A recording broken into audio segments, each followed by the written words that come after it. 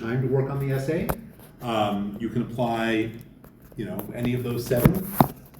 Also, if you'd like me to read like a full-blown, complete rough draft, the deadline for submitting that is this Friday.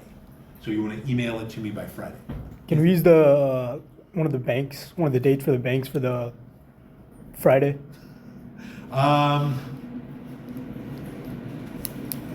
Yeah, I guess so. I mean, the reason I have the Friday one is just I need to be able to read everyone's, right? So, yeah, I guess that's all right. Yeah. Okay. Let me see. But again, I'm happy to kind of help at any point. So even if you don't have a full rough draft, if you want me to go over an outline or help you come up with an outline or talk about evidence to use or just help with any problems, I'm happy and available. So all you need to do is just let me know. You can talk to me after class, send me an email, office hours.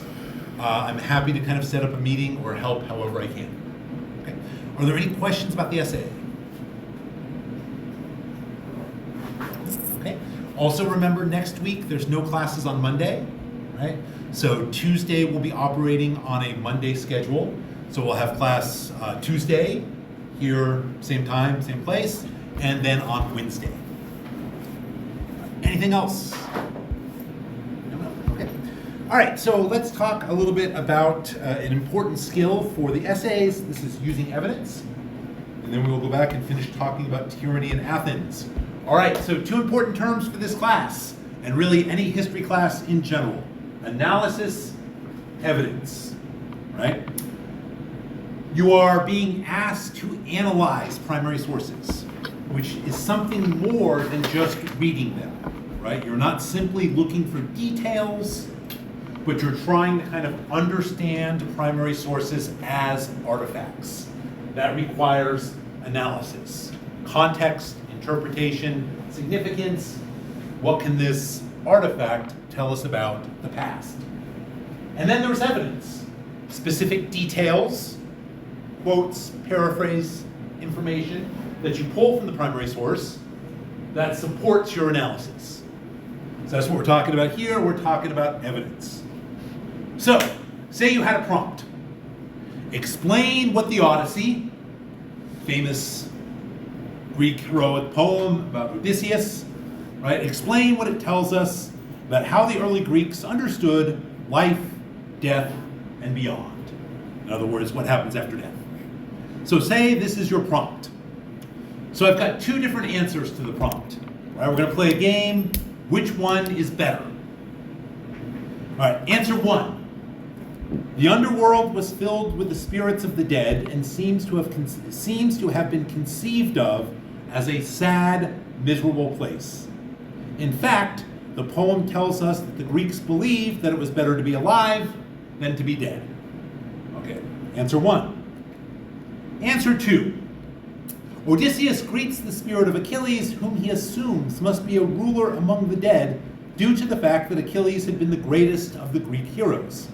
When Achilles responds that he would, quote, would rather live on earth as the hired help of some landless man whose own livelihood was meager than be lord over all the dead who have perished, Odyssey, page 2, he does not actually contradict Odysseus, but instead calls attention to the meaninglessness of the assumption.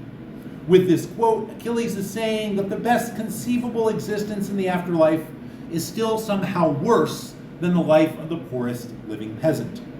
This assertion is supported by by Homer's description of the afterlife as a dark and cheerless place inhabited by truly lifeless spirits who cannot even speak without drinking the blood of the recent sacrifice. Odysseus, page 1.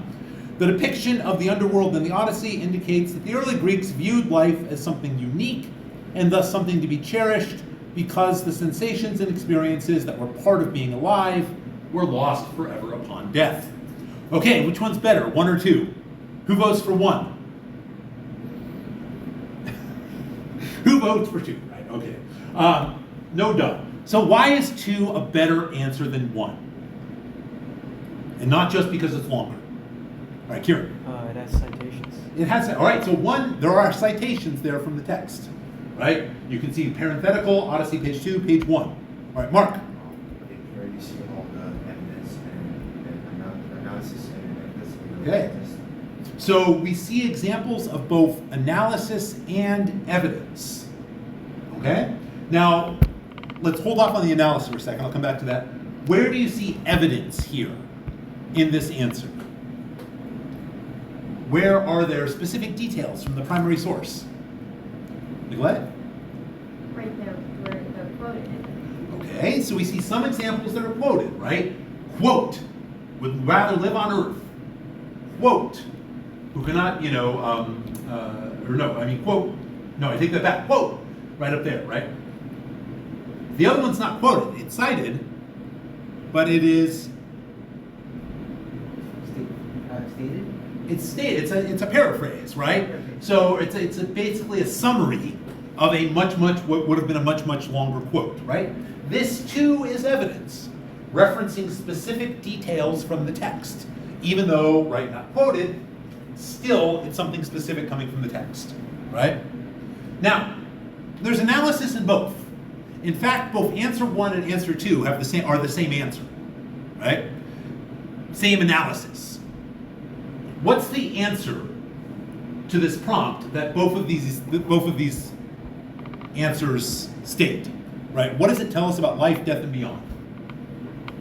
What's the answer, Nicolette? It tells us that the Greeks believed it was better to be alive than dead. Yeah.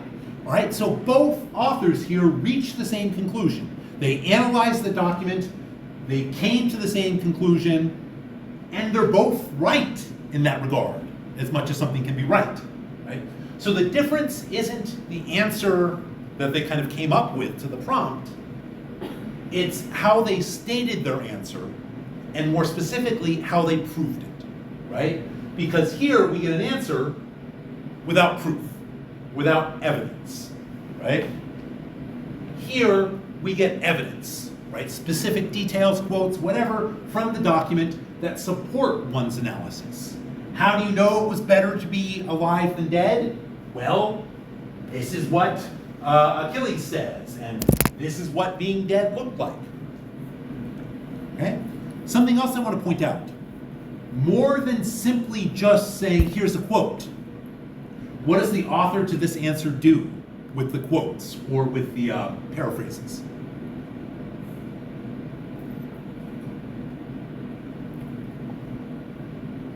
He breaks down the quote. So what do you mean by breakdown? Like when he goes, like with this quote, Achilles is saying that the best conceivable existence in the afterlife, like he's explaining it more. Exactly, right? Explaining what does this quote actually mean, what does it say, and how is it relevant to the prompt, right? So the quote is relevant to the prompt, it's a good quote, but you don't want to leave your reader doing that work, right? The author wants to provide the evidence and then explain why this evidence helps support your answer, right? Oftentimes it means explaining kind of in your own words what it says and why it's relevant. Everyone kind of see that? Right? So same thing here. Here's the description of the underworld. Not letting the description just stand on its own, right? This description tells us something about Greek's conception of the underworld, right? That it's not the same as being alive, that it's something different. And so therefore life is something unique. Okay, so the key to doing well on this essay, the key to doing well on any history essay, right? Analyze and explain evidence. Provide evidence and explain it, analyze it, the specific evidence, as part of your larger answering of the prompt, right? Don't simply restate text. Citing evidence. All right, when do you provide citations? Again, hopefully this is old news to people. When you're quoting or paraphrasing something, or even if you are referencing specific details, right? So even if it's not an exact quote or paraphrase, but you're talking about something specific about, in this case, ancient Greece, right? You want to tell your reader, well, where did this detail, or where did these figures, or where did this information come from, right? Kind of a secondary category here for this class, right, is especially important to cite any non-class materials that you look at. Now, are you supposed to look at non-class materials? No, you are not. I do not want you to look at non-class materials. You should not look at non-class materials. They will not help you in any way on this, or they shouldn't help you, right? So you're not supposed to look at non-class materials. But if you do it anyway, if you don't listen to me, right, you can't help yourself, you better make sure you cite it no matter how you're using it, right? Difference between not following directions, academic dishonesty. Everyone good? Okay. Again, just use the class sources and you'll be great. All right. The format I suggest, like I said, I do not care about formatting. I do not want you to care about formatting and listen in this class, right? People spend way too much mental energy on what format should my citations be as opposed to, do I need a citation here, right? So what I want you to focus on for this essay, and really all of them, are knowing when to provide citations, right? So knowing when to provide something that indicates where this information comes from, right? I recommend just doing parenthetical. Just like I had in the previous answers, just put parentheses, the author, and something that references specifically where you got it. Doesn't have to be perfect, doesn't have to be exact. That will do the job. If you want to do something more elaborate, if you want to put in a footnote, if you want to, okay, you do you, all right? But again, you want to have a citation, that's the most important thing. Okay, questions here? Mark. See the author, right? So the question I had is, do we have to put the title of the reading, or just... You can put whatever seems most helpful in identifying where, what document you're looking at. So in some cases, it's going to be an author. In some cases, right, we might have something like, it's all over stuff. Some stuff, it might be something like, I'm trying to think of what we have in this class. We haven't had any. There'll be some things about authors. You can put the title to, that's fine. I don't care, right? You just want to show this is a site. This is where I got the information. Okay. Did I see another hand over here? Kieran. Can we have a reference page? Yep. If you want to, go for it. It gets you nothing in it, it gets you no additional bonus or anything like that, but if you just, that's the way you operate and you feel better when that's done, great. All I want you to do is not obsess about formatting references, all right? Because again, people spend way too much time on that, and that would be time spent on finding good examples of the evidence, right? Okay, other questions? Okay, all right. Again, I am available to help. I'm available to act as a resource. All you have to do is reach out. Okay, so before we get to the Persian Wars, we're going to talk a little bit more about the end of tyranny in Athens. All right, so we've got Kieran, Gabriella, Noah, Abdul, we've got Mark, we've got Mohammed, we've got Nicolette,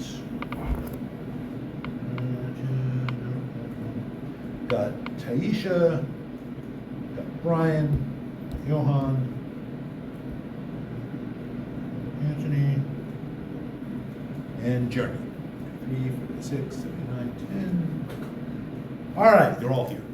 Okay, so we were talking about the rise of tyranny, right? Pisistratus eventually seizing power in Athens after several attempts, right? And again, the fact that people generally see Pisistratus as, doing a positive job governing Athens.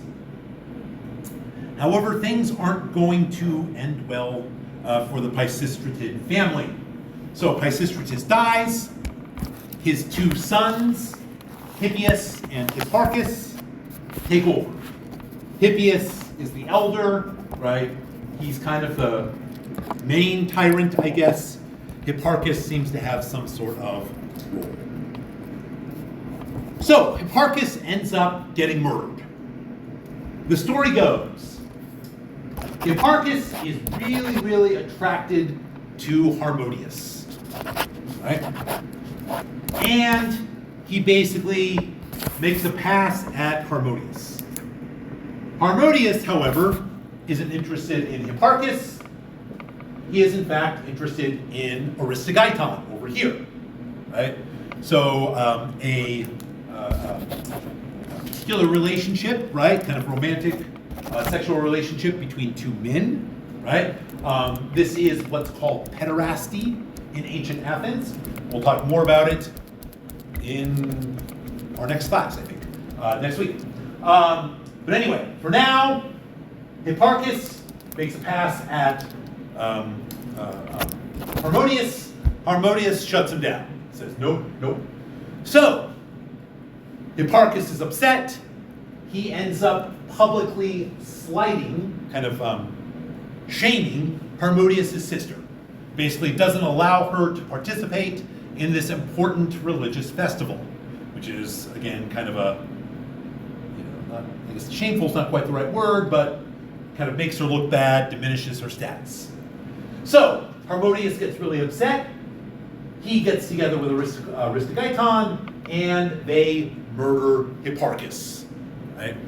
Now again, this kind of seems to come out of largely kind of a, romantic / honor situation, but this act is going to be held up by later Athenians as a watershed moment, right? Striking the first blow against tyranny and a blow for freedom, right?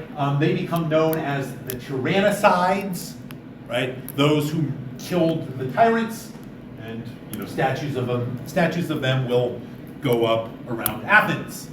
But the tyranny's not done, right? They kill the younger brother Hipparchus, but Hippias is still in charge. And some sources say this act of murder pushes Hippias to become a more cruel tyrant who's going to start turning against the Athenians. Who knows, right? But again, Athens is still under the tyranny of the Pisistratid family. Something needs to happen. As the story goes, at this point, whenever the Spartans visit the Delphic oracle, the oracle of Apollo at Delphi, to get advice from the god, the only answer they get is free Athens. The Spartans say, should we go and travel over here? The answer is free Athens. Sparta asks, well, what should we do about this problem at home? The answer is free Athens, as the story goes. Is this a legitimate command from the god Apollo? Or, as others suspected, have the Alcmaeonid family of Athens, if you remember, the people who were killed Chilon and kicked out of the city and then let back in the city, and then were kicked out of the city again under Pisistratus, and are hoping to maybe get back into Athens. Maybe this is them bribing the Delphic oracle to get the Spartans to take action. Who knows? But Sparta finally decides, okay, maybe we need to do something about this. The Spartan army marches on Athens in the year 510 and expels Hippias from the city. The Athenian tyranny is over. Sort of. What do you think? Fez, do you have a pen? So, this is going to be a big, important moment for Athens. The tyranny is done. What comes next?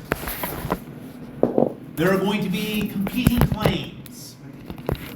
One, we have a guy named Isagoras, who wants to put in place a very limited oligarchy. This is going to be the best response to the tyranny that had existed earlier, right? Because remember, tyranny is not so much about bad behavior, right? It's about unconstitutional seizing of power, often connected with populism. So Isagoras wants the kind of strict oligarchy, right? And the Spartans seem to support him. Then we have someone else. We have Cleisthenes of the Alcmaeonid family, who get to go back to Athens after Hippias is kicked out, right? Cleisthenes wants kind of a broader government, something that's a little bit more inclusive. The Spartans are having none of this, no more of this kind of populism in any way. They basically push Cleisthenes out of the city. And they say, well, look, your family's cursed. You got to get out of here. You're not allowed to stay. And they force him to leave.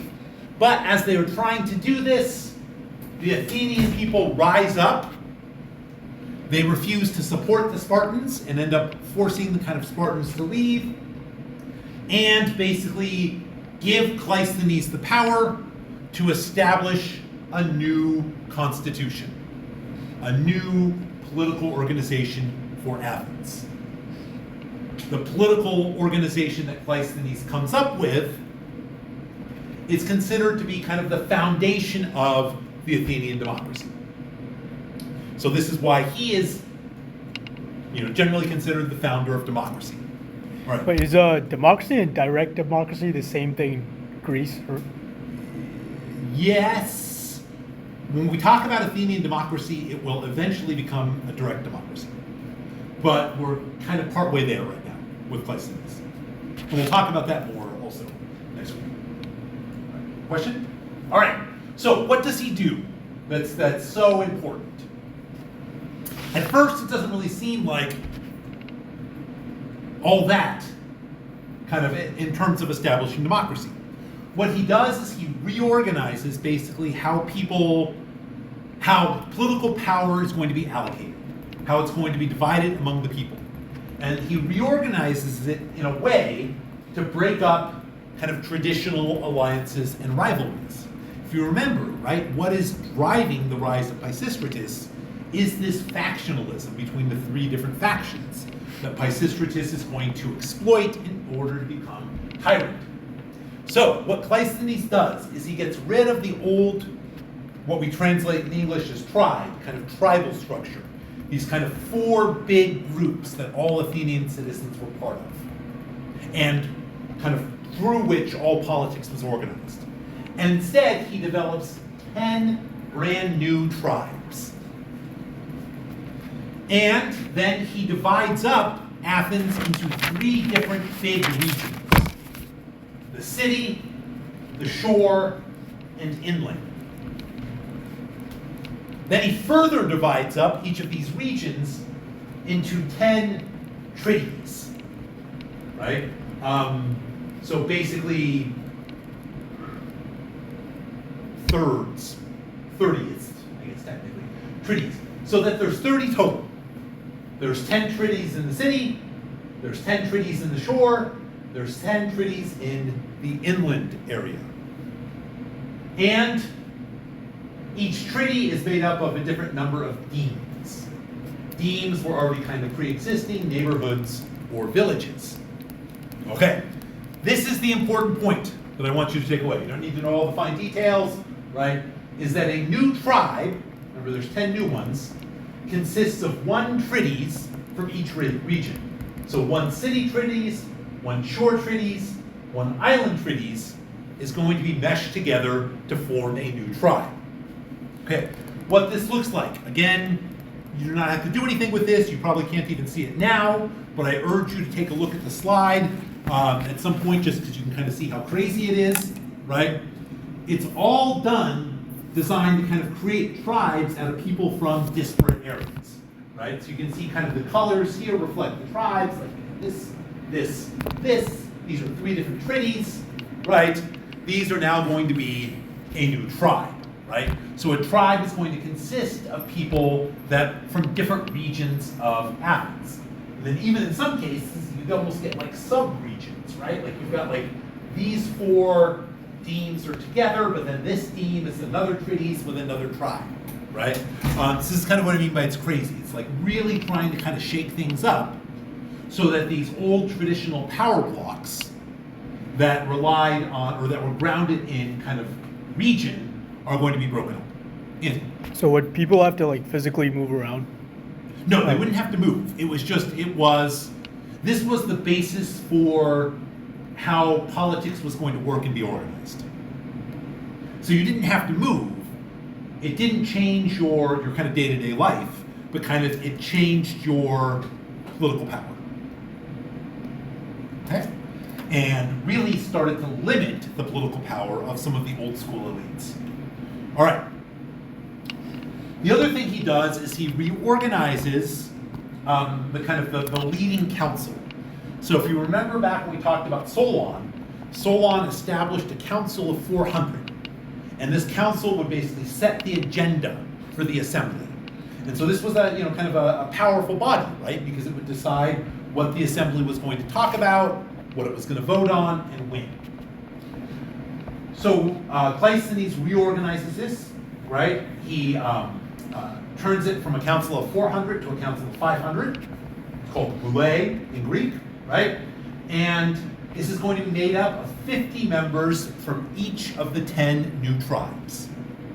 So for a year, there would be a council of 500, 50 people from each of the 10 tribes, and each month, one tribe, one group of 50 from a tribe, would kind of be in charge of leading affairs. And these individuals get called prytanes. Okay, so long story short, by breaking up these old aristocratic power blocks, Cleisthenes is going to make it possible for increased participation in Athenian politics. Hence, foundation of the Athenian democracy. But we're not at a true democracy yet. Not everyone's place here is equal, right? And we'll talk more about that next week. Okay, questions here? So again, don't worry too much about the details here. Think big picture, right? Breaking up old, powerful, aristocratic power blocks and increasing kind of political participation in kind of leadership roles. All right. I just have a question. Oh, yeah. What was the population of that population at the time? Overall, I feel like 500 is kind of a large number of. Oh no, I mean there's at the lowest tens of thousands of people in Athens. Probably I mean we don't know for sure. There's lots of debates about it. Maybe up in the hundreds. Because Athens itself is not just the urban center, but it's also kind of the surrounding region of Attica. Here, right? All of this is Athens, right? And the urban center of Athens is kind of here. So, tens of thousands, maybe hundreds of thousands. Okay. Where do you get to when we talk about their jury sizes? Also going to be up in the hundreds. All right, so now we're going to shift to another watershed moment, the Persian Wars. All right, so our timeline. This is what we've talked about in previous classes. 1200 BCE, there's going to be a climate shift, leads to drought, right? Drought leads to resource scarcity and increased warfare. Resource scarcity and warfare leads to economic decline. And again, this is impacting all of Afro-Eurasia. The large kingdoms in Southwest Asia that we talked about way back on like class 2, right? So like the kingdoms of Babylonia, the kingdom of Egypt, right? The Hittite kingdom, right? They are going to fragment, right? Because of, well, everything up top. The Mycenaean culture in Greece, right? Ruling from their kind of fortified kind of cities, right? This is going to be the end of the Mycenaean culture, right? So after this point in Greece, right, because of this economic decline, we get the kind of so-called Dark Age period, and then the growth in the Archaic period that we've been talking about for the last couple of classes. Okay? So we've been talking about this part for the last couple of classes. Now I'm going to shift really quickly what's happening in Southwest Asia after this, right? It's going to be the rise of empires. So about 200 years after this kind of climate shift, right? Again, we're going to see a period of growth happening in Southwest Asia, much like we see in Greece, right? We're going to get the rise of the Assyrian Empire, or the Neo-Assyrian Empire. So the Assyrian heartland is kind of up here. This is like the northern part of Mesopotamia, right? So further north than kind of the traditional power base of like Babylon and Ur down here. So the Assyrians are going to invest a lot in military technology. And they're going to be very, very good at it. So they are going to start expanding, and because of their kind of military technology and tactics, they are going to be able to, and you can kind of see from the map here in the colors, conquer a huge territory of land, right? They're going to kind of control a much larger territory than had ever kind of existed in this region under a single government. Okay? We call this an empire as opposed to a kingdom, not simply because it's bigger, but really the hallmark of an empire is that it's multi-ethnic. That there are groups of people that have kind of clearly defined, distinct ethnic identities, oftentimes because they had previously been politically independent, that are now under a unified single government.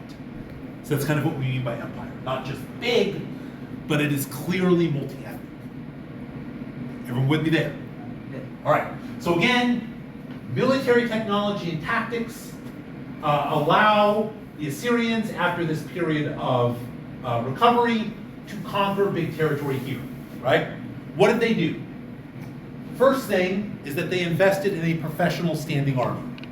So rather than adopting this militia model that pretty much everywhere else in the world had been using, and in the case of Greece, continues to use, right? They had a full-time army. Much like the Spartans, their only job was train and prepare to fight. New technology and tactics, right? Especially related to siege warfare. All sorts of weapons and machines that allow them to conquer fortified cities. And the other thing they develop, right, is kind of a new way of administering a large area, right? That they divide their empire into provinces, each with its own governor.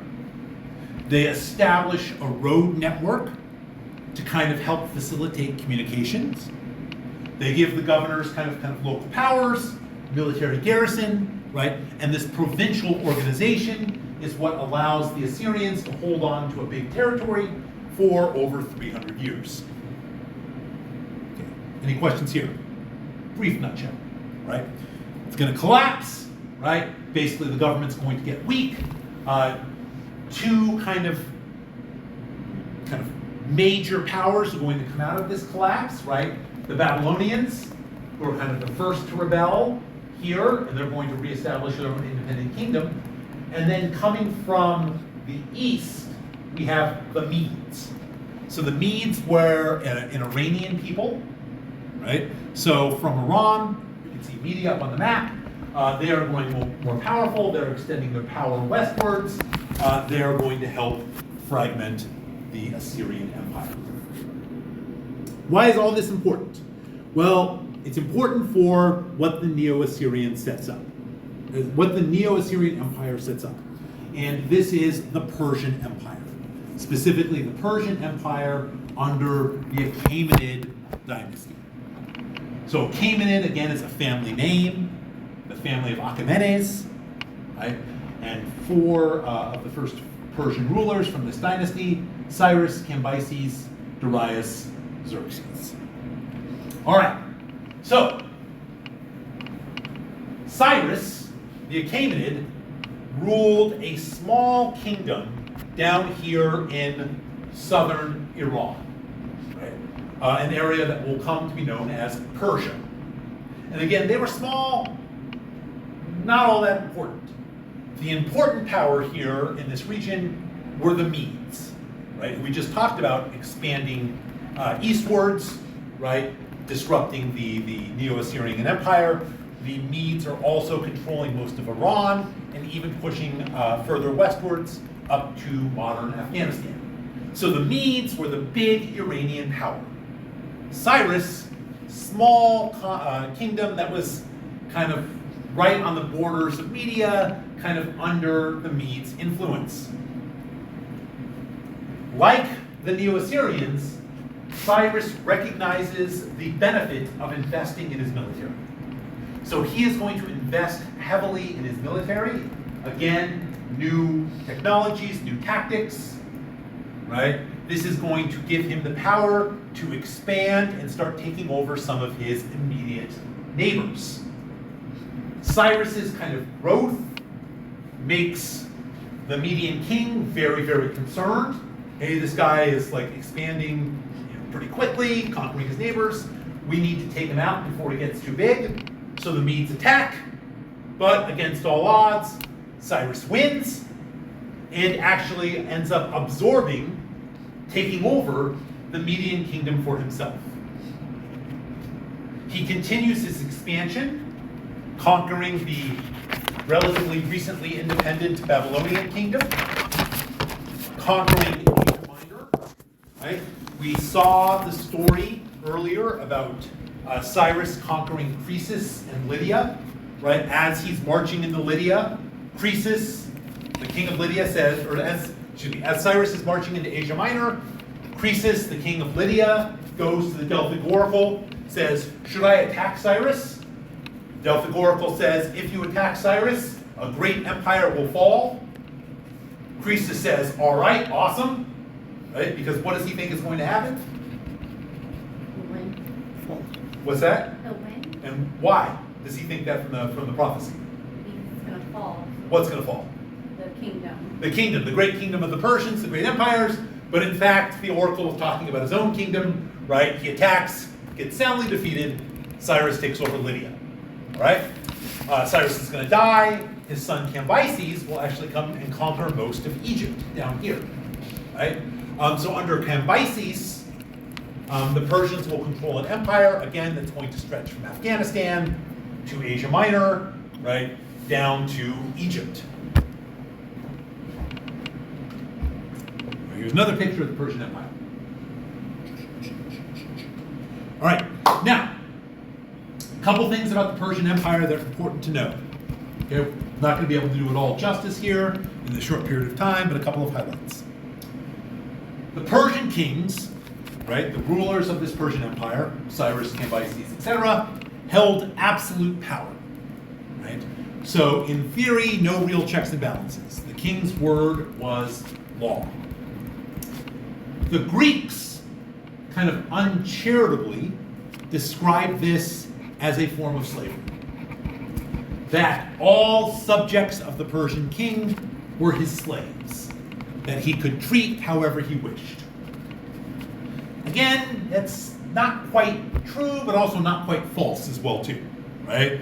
Meaning it's like the Persian king would probably get in trouble if he tried to act however he wanted, but theoretically, he possessed complete power over his land and all of his subjects, right? Not true slavery, because that's also going to exist in both Persia and Greece, but at least this is how the Greeks describe it. Okay. So, the way the Persian Empire worked, right, is that they drew upon many of the precedents that were set by the Neo-Assyrians.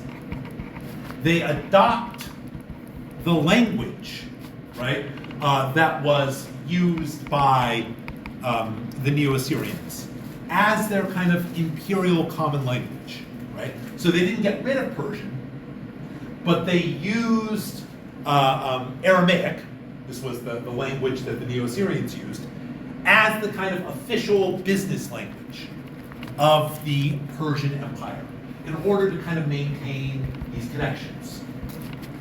They kind of drew upon the Neo-Assyrian provincial structure, establishing their own provinces that you can see here. A way of kind of controlling these larger territories. They drew upon the idea of the Neo-Assyrians building roads. They built big road networks all throughout their empire, including the Royal Road, kind of the main superhighway that's going to go from Sardis all the way down here to the Persian capital of Susa, right? Were the Chaldeans and the Neo-Babylonians the same people? Sort of. So technically, there's some variations. For our purposes, they're the same, and the Greeks pretty much treated them as the same. So it depends what you want for your answer. Were they exactly the same? Not 100%, but yeah. Okay. Hi. I left a piece of paper here. I'm not Oh. sure if it's here. Okay. I didn't see anything. Do you know where you left it? Did you leave it up here? or- Yeah, like I left it on this table. Sorry No, again. no problem. No, I didn't see anything up here. So Okay, I'll leave it. I'll keep a look out for it. So if I see anything, what's your name? Kayla. Kayla. Okay. Well, if I see anything, I'll let you know. Okay. Okay, thank Or you. I don't know. If I see anything, I'll leave it here for you. Okay. Thank you so much. All right. Bye, Kayla. Bye. All right. So, new road network, provinces, investing in the Persian army, right? So again, borrowing upon these early kind of imperial model to have a successful Persian empire. The Persian king styled himself the King of Kings. This was his official title, the Shah-an-Shah. That there were many kings in the world, but there was only one king of all the kings, right? And in fact, this reflects one aspect of the imperial rule, right? Is that there were some kind of kingdoms that were under Persian power, where the kings kind of retained their authority, but recognized kind of the overall authority of the Persian King of Kings. All right. There were taxes, but in fact, the taxes were pretty low, and in fact, rather reasonable. And the taxes brought notable improvements with them, like new roads and protection from the army. And with that comes increased trade. The Persian kings also adopted a policy of autonomy and tolerance. Generally speaking, they were like, we don't care what you do, we don't care what language you speak, we don't care what gods you worship, you kind of do your own thing. You recognize the imperial power, you pay your reasonable taxes, it'll all be good. This is going to prove to be a very popular style of rule, right?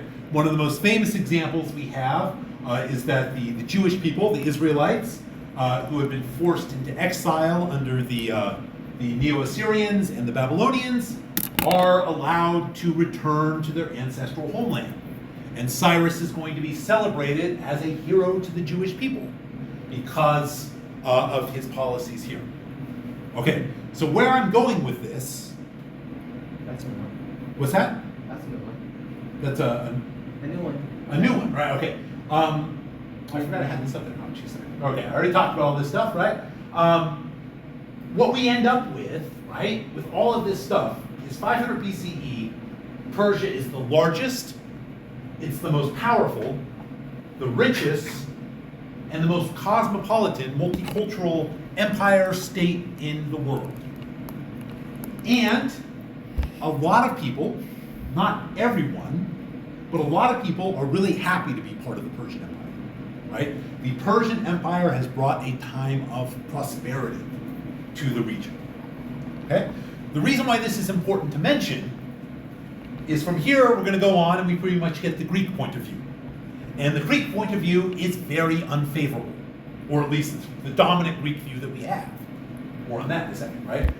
So it's kind of important to recognize that kind of the Greek story is not the entire story, right? But nonetheless, it's useful context for why things kind of turn out the way they do. Okay, any questions here? Questions? So Persian Empire, big, rich, reasonably tolerant, generally seems like a good place to live by ancient standards. people are prosperous. All right. So, as I said, a lot of people are happy to be part of the Persian Empire. Not everyone. The west coast of Asia Minor, there where you see all the red dots, is a region known as Ionia. Ionia was made up of Greek city-states that were established during the Greek colonization period. They had been conquered and absorbed earlier by Lydia, by Croesus. But when Lydia was conquered by the Persians, they now came under Persian rule. Some of the Ionian city-states weren't happy being part of the Persian Empire. Some were, some weren't.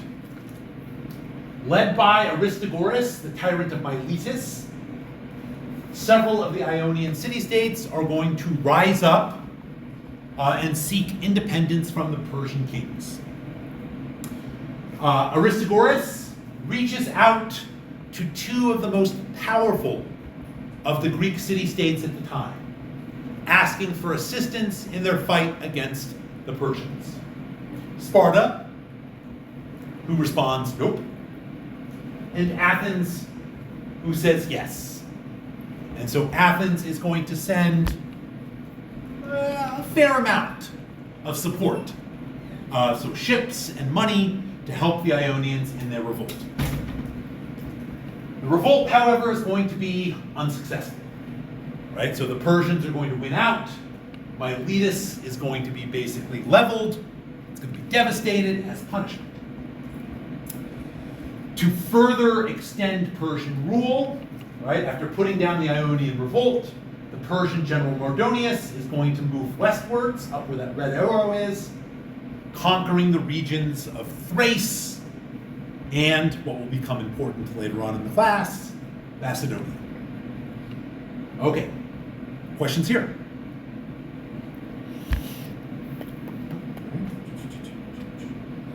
So, 490, a couple years later, the Persian king of kings Darius decides that it is time to punish the Athenians for their work, for their support of the Ionian revolt against his power.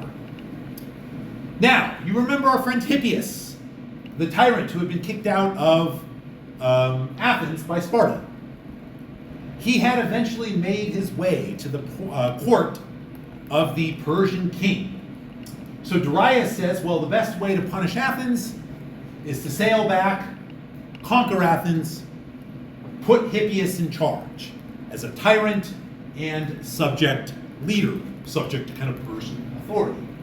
So the Persian fleet sails with Hippias, and they land here in northern Attica at the plain of Marathon.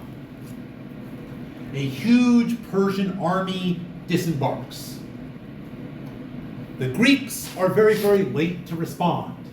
A small force of Athenians and their neighbors from Plataea marshal up and march out to the plain of Marathon to fight off the Persian invasion. They're led by an Athenian archon and general by the name of Miltiades.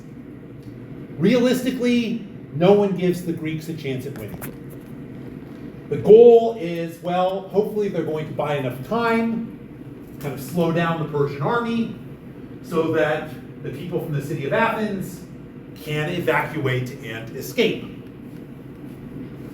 So the Athenians are in full evacuation mode, but against all odds, the Athenians and the Plataeans win. That their military technology and a little bit of luck and generalship is going to win out.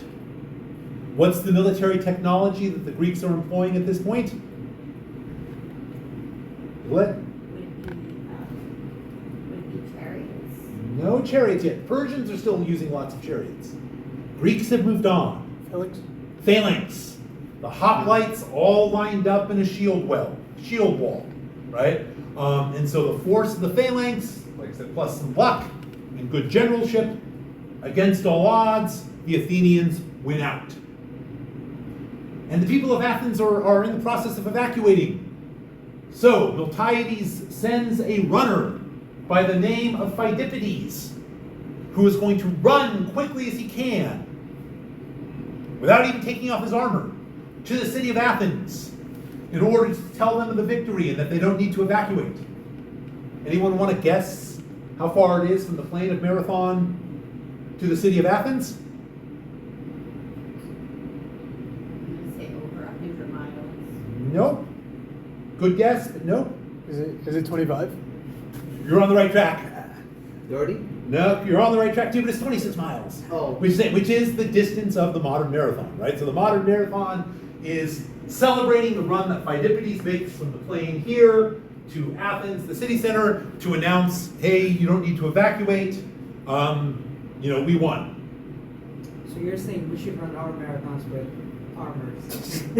Well, Pheidippides supposedly makes it to the city, announces the victory to the people, and then immediately drops dead. So, I don't know what lesson you want to take away from that. Don't run marathons in armor. Don't run marathons, I'm not sure, right? But there you go. However, stories abound that when the Athenian army was on the plain of Marathon, a shield was flashing messages to the Persian high command, telling them that the city of Athens was unguarded. Rumor has it, was this the Alcmenids looking to curry Persian support and gain power? No one knows. So, aftermath of the invasion. Darius dies, he is succeeded by his son Xerxes. Right? Xerxes is not content to let matters stand. He starts preparing for a new invasion. At this time, in Laurium, which is a region of Attica, the Athenians discover new silver mines. Very, very rich silver mines. So all of a sudden, new money for Athens. There's a big debate in Athens about how this windfall should be spent. Should we divide it up and every Athenian citizen gets its share? Should we build some new buildings in Athens? One Athenian statesman by the name of Themistocles makes another argument. He says we need to build a new navy. We need to build new ships. He says the Persians aren't done. They're coming back again. We got kind of lucky with Marathon, but we're going to need to protect ourselves. The best way to do it is with a navy, to keep the Persians from getting too close. So, Themistocles wins out. Money from the Silver Nine is used to build new ships, and the Athenians build new, essentially kind of battleships that are called triremes. So called because there are 3 levels of rowers, of oars, right? Which is much bigger than any of the previous ship designs, right? So this is a modern recreation of a trireme, 170 rowers there on the ship, right? So the ship can go much faster and is much more powerful than ever before, right? Earlier ships had about 50 rowers. So you got the money, you build new ships, but you need people to staff them. Who's going to staff the ships? And this is very, very important. So this is very, very important. You've got new ships, you need a lot more rowers. They're going to come from the Thetes. All right, so who remembers the Thetes? Who were the Thetes? Anthony? Were they one of the lower classes? They were the lowest wealth class in Athens. And they were the ones, what kind of defined their class? Like what were they not able to afford? They were unable to afford like their gear, their taxes, Their gear, what kind of gear? like to fight in the army. To fight in the army. So remember, to fight in the army as a hoplite, you had to provide your own arms and weapons. The Thetes were basically defined as people that didn't have enough money to kind of, to buy their own arms and weapons, right? So this is going to represent a new opportunity for the Thetes to be involved militarily. And because you need more rowers and you've got more ships, a lot more Thetes are going to serve. So this is going to be very, very important. Okay. Everyone good here? All right. Persian invasion part 2, right? So 480, 10 years later, under the leadership of Xerxes, right? The Persians strike out again. First, they send envoys, ambassadors to each individual Greek city-state, saying the Persians are coming, right? But we're coming for you now. Now is the time for you to submit, right?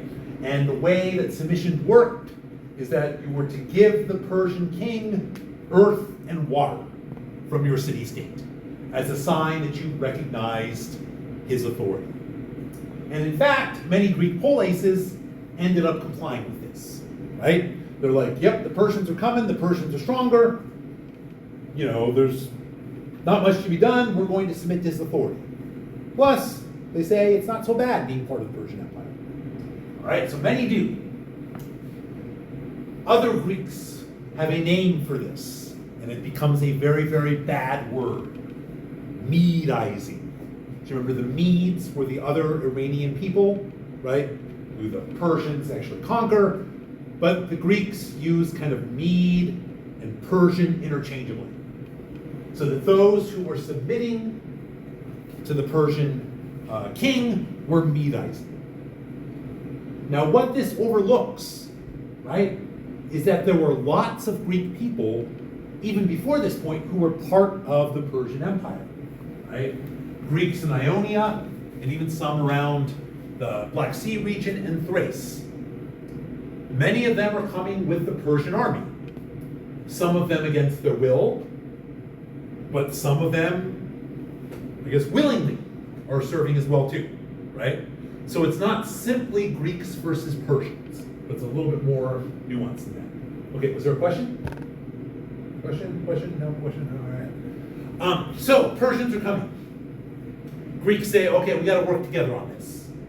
They form a self-defense league called the Hellenic League, right? It just means the Greek League, right? And everyone recognizes, well, who are the best soldiers, who are the best fighters? Sparta. Sparta's going to be in charge. Immediately after forming the Hellenic League, there's a big debate. Where are we going to kind of make our stand against the Persians? Sparta and many others say, well, the way to do it is to hold the Peloponnese.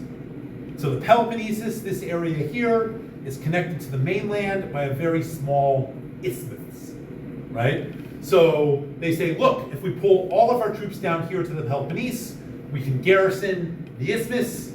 That's the best way to hold off the Persians. And we'll evacuate all the other cities. Now, if you were from a Peloponnesian city, this sounded like a great idea.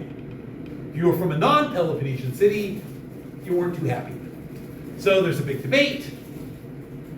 Perhaps, again, surprisingly, the alternate view holds out that the Greeks are going to try to hold the mainland. They decide the best place to make their stand is at a mountain pass at Thermopylae, right? So Thermopylae, they're going to try to hold off the Persian armies, right?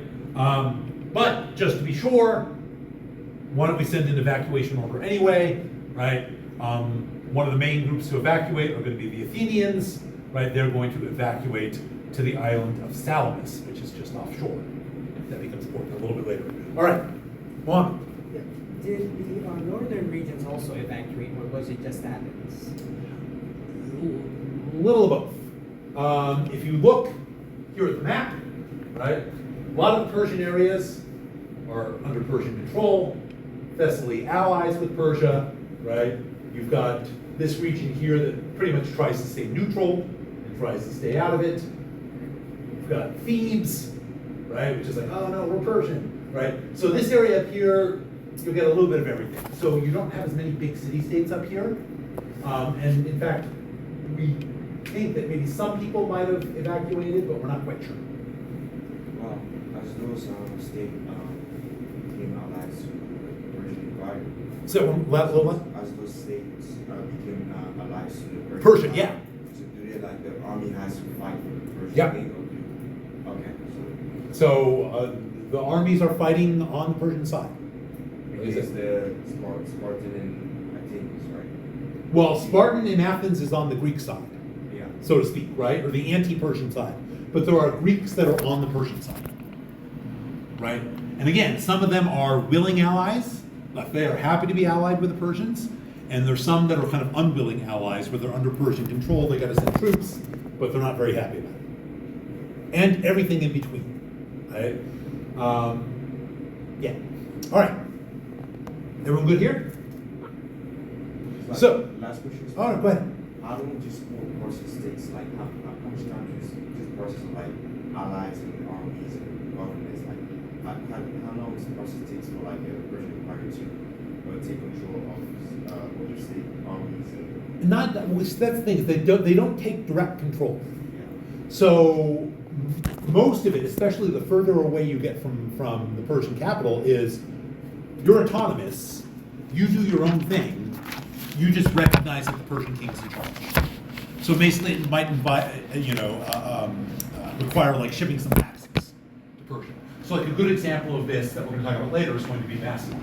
Right, Macedon's going to have its own king, it's pretty much business as usual, send some taxes to Persia, and then when the Persian army comes, they set a muster point, right? And they're like, okay, so have your army meet us here. Then the army will kind of meet up and join the Persian forces when the Persian army gets near. So relatively quickly, I guess, because it doesn't require big changes. Okay. So, who knows the story of Thermopylae and the Spartans? Johan, what's the story of Thermopylae? So it's been a while, but if I'm remembering correctly, they were at the mountain pass. It was like 300 Spartans and a bunch of Athenians. They were holding that pass with the Persians. So you had a bunch of them. They were gonna lose, I think. So they had some of the other soldiers evacuate for another time, and then you had the 300 Spartans and other Athenians. It was like 3,000 something. I forgot the exact number. Well, according to the sources, it was 1,000. It wasn't Athenians. But just Greeks. Greeks. It's the people that always get left out of the story. The Thesbians, from the city-state of Thesbia, which no one ever thinks of, but they always get left out of the story. I always feel bad for the Thesbians. Yeah, because it's always just the 300. It's always the Spartans. Yeah. Right? But I know that there were other Greeks there. Right. But yeah, so they stay behind to hold off the Persians, giving the other city-states time. I forgot for what exactly, but eventually they get overwhelmed and the Persians pass. But they buy enough time for the Greeks to do whatever it was that they were going to do. Absolutely, right? So the Spartans, led by the famous King Leonidas. So remember, there were two Spartan kings, right? One of them would be out in the field with the army, the other one would be at home in Sparta, right? So Leonidas, the famous general, is out leading the forces, right? And there's a coalition of the Greeks there at Thermopylae. They're holding off the Persians for a while. Doesn't seem like the Persians can break them. But who remembers from the reading? What's the problem? What happens?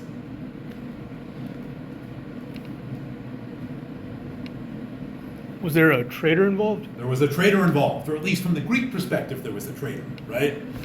So a Persian sympathizer who shows the Persians kind of a back route where they can get around the kind of blockade that the Spartans and the other Greeks have set. And so when Leonidas learns that the Persians are coming around the rear, he recognizes that, okay, all is lost. He sends the other Greeks away, saying, go down, fortify the southern port of Greece, right? Evacuate and fortify the Peloponnesus. We 300 Spartans will hold off the Persians. The other people that stay, right? The Thespians, 700 Thespians refuse to leave. They stay and fight with the Spartans. And then there's another group of Greeks that stay with them too, kind of by force. These are the Thebans, the most notorious of the Medizers, right? One of very powerful Greek city-state, very pro-Persia. Leonidas keeps them with them because he doesn't want them at his back.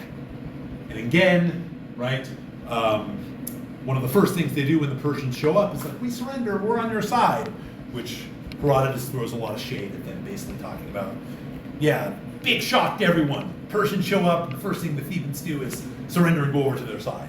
These were like the biggest Medizers ever, right? So they're there. In the end, right, they get defeated. Now, the story here can tell us something really, really interesting about the Spartans and the Spartan image that gets cultivated. So in our reading for today, pages 12 through 13, right, or sections 229 to 232, we hear about a couple of Spartans who actually survive, or at least initially, the assault at Thermopylae. All right, so who knows the story of these Spartans here? Who remembers? In 229, 230.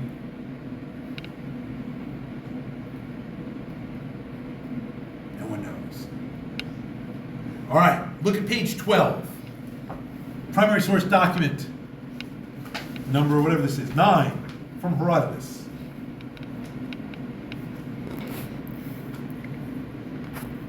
So Herodotus just talks about the story of Thermopylae, all the Spartans and the Thesbians dying, the Thebans surrendering, but many of them dying in the process of surrendering.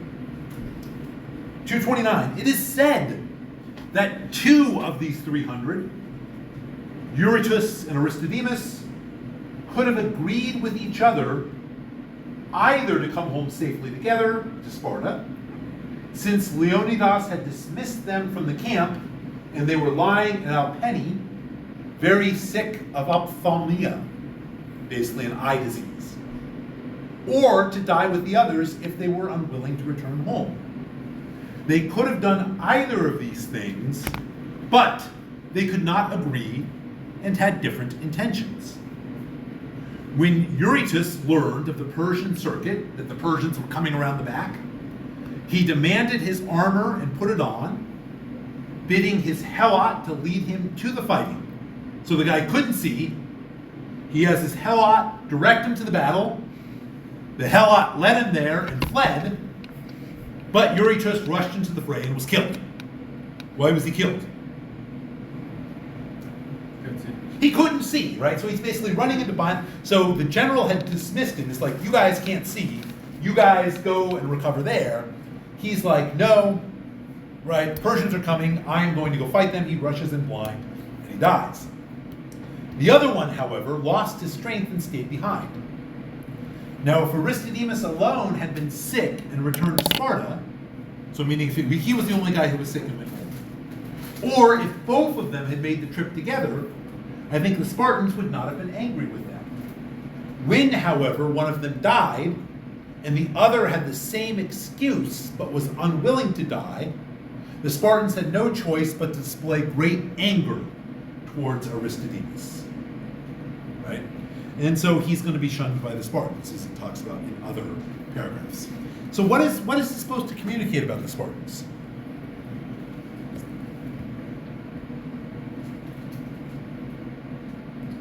What is this story supposed to tell us?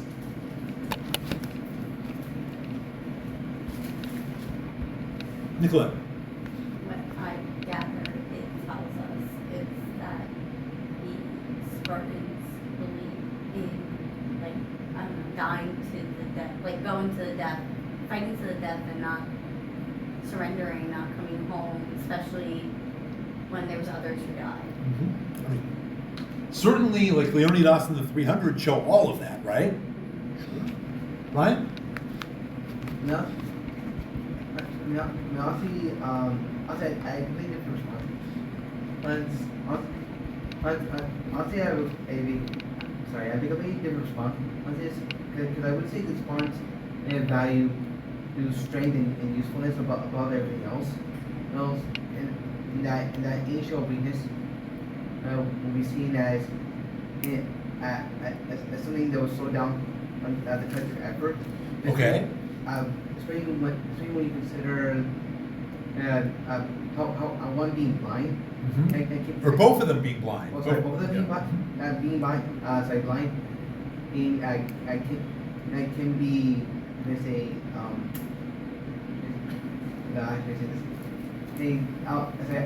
how both of them being blind and can make a mess of things.